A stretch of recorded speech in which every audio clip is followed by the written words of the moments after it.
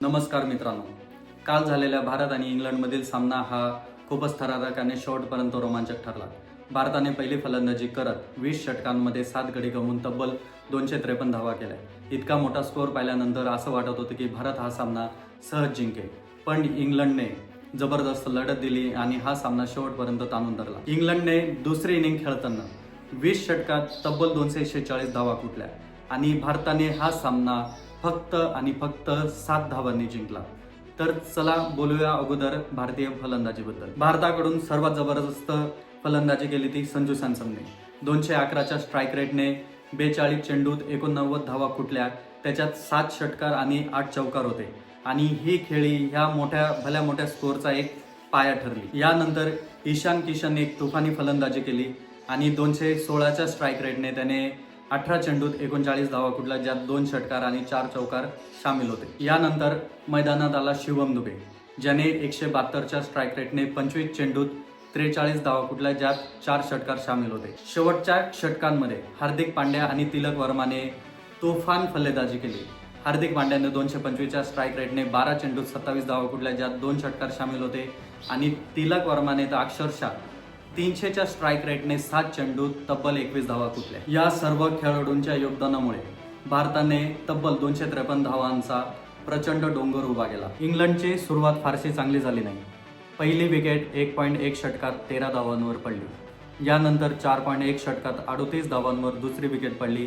पुढे 5.5 षटकात George बटलरची wicket 64 धावांवर पडली आणि यानंतर 95 धावांवर चौथी विकेट पडली आणि त्या क्षणी इंग्लंडची पारी पूर्णपणे अडखळलेली दिसत होती. पण इथे मैदानात उतरला इंग्लंडकडून एक तरुण फलंदाज, ज्याचं नाव होतं जॅकब बेथल, ज्याने अक्षरशः वन मॅन शो खेळून हा सामना शेवटपर्यंत ताणून धरला. त्याने 218च्या स्ट्राईक रेटने 48 चेंडूत तब्बल 105 धावा कुठल्या, ज्यात 7 षटकार आणि 8 चौकार सामील होते. जॅकब बेथलच्या शतकामुळे इंग्लंडने हा सामना शेवटपर्यंत जिवंत ठेवला आणि स्कोअर 246 पर्यंत नेला. इतक्या मोठ्या धावांचा डोंगर उभा असताना आणि त्याचा पाठलाग करणं ही काही सोपी गोष्ट नाही आणि इथे जॅकब बेथलचं कौतुक करावंच लागेल. आता बोलूया भारतीय गोलंदाजीबद्दल. आता या मॅचमध्ये एक महत्त्वाचा क्षण होता जेव्हा बुमराने 18वं षटक टाकलं. या षटकात बुमराने फक्त 6 धावा दिल्या.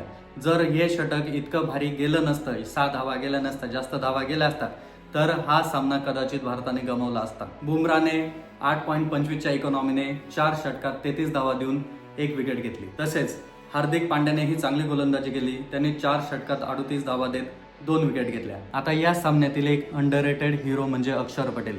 अक्षर पटेलने या सामन्यात 3 अप्रतिम कॅच घेतले. त्यापैकी 2 कॅच तर खूपच अविश्वसनीय होते. विशेष म्हणजे त्याने हॅरी ब्रूक आणि सॅम करन यांचे महत्त्वाचे कॅच पकडले. जर हे कॅच सुटले असते तर कदाचित सामना इंग्लंडच्या बाजूने झुकला असता. पण दुसऱ्या बाजूला भारताची गोलंदाजी खूपच कमकुवत दिसली. हर्षदीप सिंगने 12.75च्या इकॉनॉमीने 4 षटकात तब्बल 51 धावा दिल्या आणि वरुण चक्रवर्तीने तब्बल 16च्या इकॉनॉमीने 4 षटकात 64 धावा दिल्या. यामुळे हा सामना शेवटपर्यंत ताणला गेला आणि त्यामुळे भारताने हा सामना फक्त आणि फक्त 7 धावांनी जिंकला. इस मोनोटोनी को तोड़ने के लिए संजू आ सकते हैं. कल भी हमने देखा काफी लंबा प्रैक्टिस सेशन जो है वो उनका रहा. काफी देर तक उन्होंने पेस वाले विकेट पर, स्पिन वाले विकेट पर भी काफी देर तक रहे. क्या हम आने वाले मैचेस में उनको देखेंगे खेलते हुए? मतलब आप बोल रहे हो मैं अभिषेक की जगह पे खिलाऊं उसको? नहीं, नंबर 3. आता थोडं बोलूया भारतीय कर्णधार सूर्यकुमार यादव बद्दल. काही दिवसांपूर्वी प्रेस कॉन्फरन्समध्ये सूर्यकुमार यादव बोलला होता की संजू सॅमसनला कोणाच्या जागेवर घेऊ, अभिषेक शर्मा की तिलक वर्मा. आणि त्याच संजू सॅमसनने आज 2 अर्धशतकी, अप्रतिम अर्धशतकी पारी खेळून भारताला सेमीफायनल आणि फायनलपर्यंत पोहोचवलं.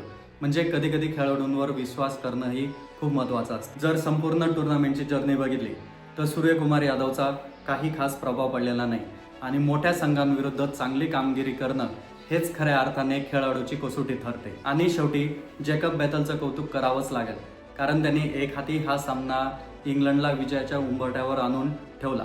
पण भारताने संयम दाखवत हा सामना 7 धावांनी जिंकला आणि हा सामना क्रिकेट चाहत्यांसाठी खूपच रोमांचक अनुभव ठरला. मित्रांनो, तुम्हाला काय वाटतं की या सामन्याचा खरा हिरो कोण होता?